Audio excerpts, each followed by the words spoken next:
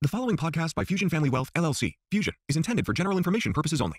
No portion of the podcast serves as the receipt of or as a substitute for personalized investment advice from Fusion or any other investment professional of your choosing. Please see additional important disclosure at the end of this podcast. A copy of Fusion's current written disclosure brochure discussing our advisory services and fees is available upon request or at www.fusionfamilywealth.com.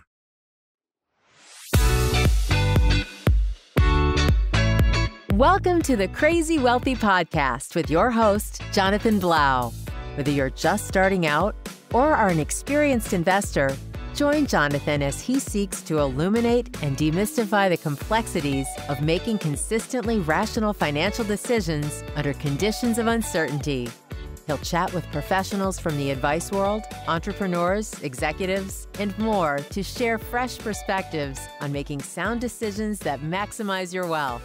And now, here's your host.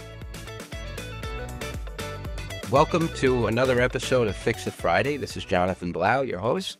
Thanks again for joining us. Today, I want to talk about a bias that, like all the other biases we talk about, causes us to make decisions that are not always in our best interest. And the good news about these biases is they're systematic, meaning they occur regularly.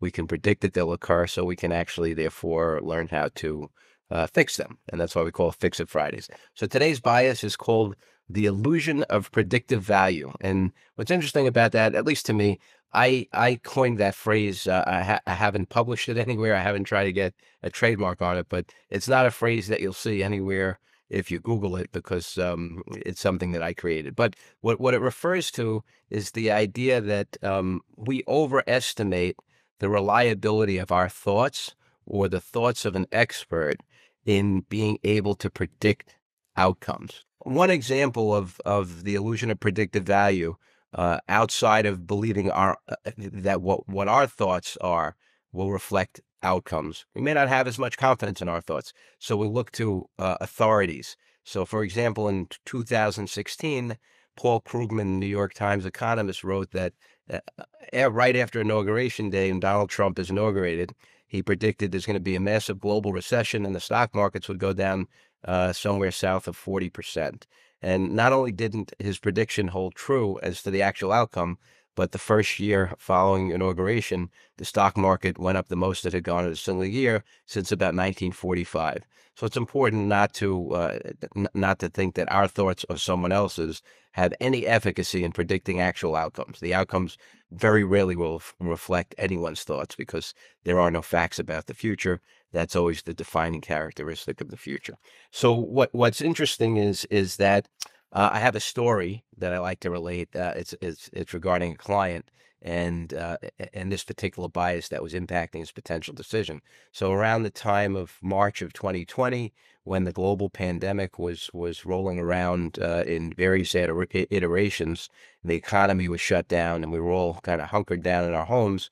This client called me up, and in his business, he's in the capacity of advising many successful entrepreneurs and business owners.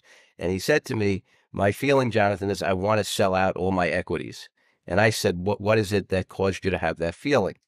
And his response was, what caused me to have the feeling is I have some of the most successful entrepreneurs and business owners in many of the major industries they represent that our country does business in. And they're telling me that this pandemic and what it's going to do to the economy is much worse than we could ever anticipate. And they're on the front lines every day. And my response was to this person is that, look, I can't argue with them. They know much more about their businesses and they're on the front lines every day of the economy than you or I know. I agree with you.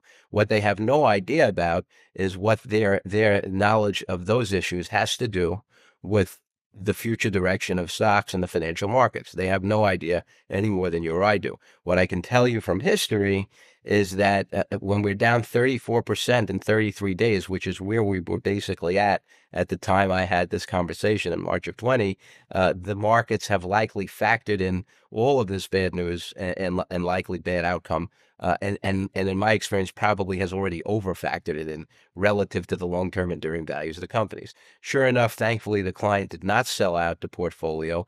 And the lesson that was learned is while the clients that he was referring to were right in terms of the economy stayed shut for almost another 8 months or so, and the pandemic continued to roll around the world in various iterations for another year or so or longer, what also happened is from the day of that conversation in March of 20 through the end of March of 20, so December 31st rather of 20, the stock market increased by about 65%, while all of the bad economic and business events were unfolding.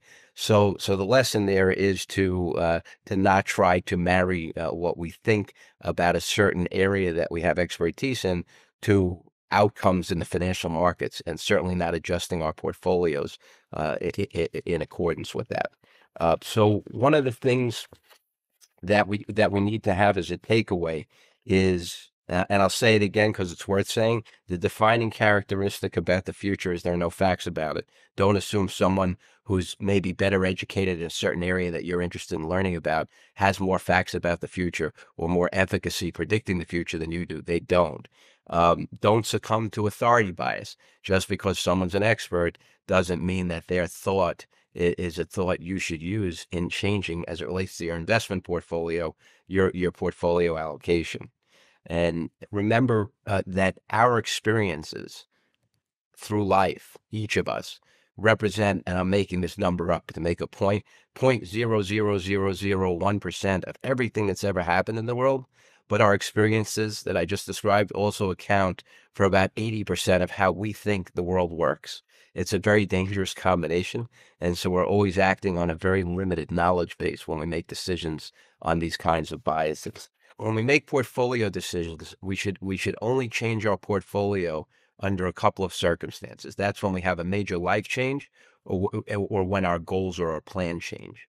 And we should never change our portfolio in response to current events, short-term market performance, geopolitical crises, or anything other than when our goals change and therefore our plan needs to change.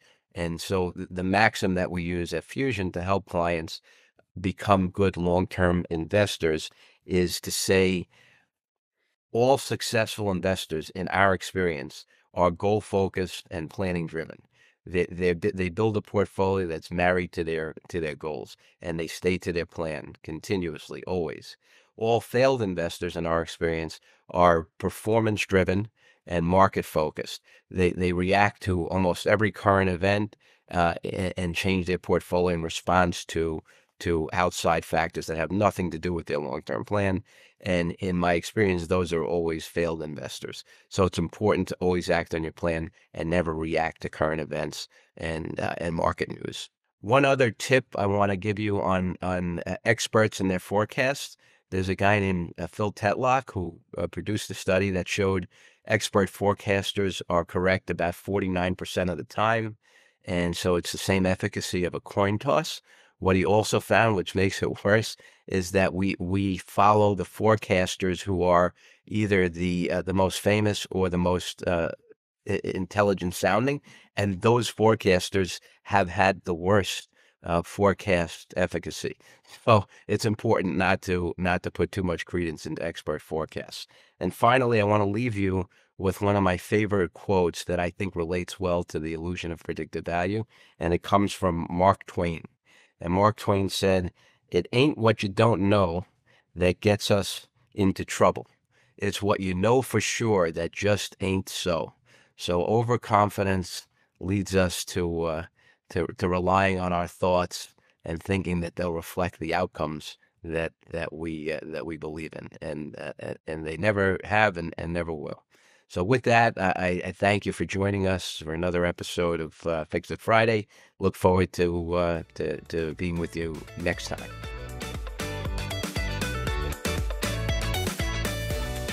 Thank you for tuning in to another episode of the Crazy Wealthy Podcast.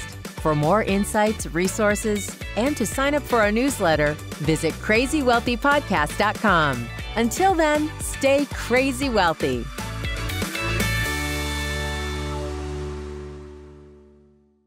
The previous podcast by Fusion Family Wealth, LLC, Fusion, was intended for general information purposes only. No portion of the podcast serves as the receipt of or is a substitute for personalized investment advice from Fusion or any other investment professional of your choosing. Different types of investments involve varying degrees of risk, and it should not be assumed that future performance of any specific investment or investment strategy, or any non-investment related or planning services, discussion, or content will be profitable, be suitable for your portfolio or individual situation. Neither Fusion's investment advisor registration status, nor any amount of prior experience or success should be construed that a certain level of results or satisfaction will be achieved if Fusion is engaged or continues to be engaged to provide investment advisory services. Fusion is neither a law firm nor accounting firm, and no portion of its services should be construed as legal or accounting advice. No portion of the video content should be construed by a client or prospective client as a guarantee that he or she will experience a certain level of results if Fusion is engaged or continues to be engaged to provide investment advisory services. A copy of Fusion's current written disclosure brochure discussing our advisory services and fees is available upon request or at www.fusionfamilywealth.com.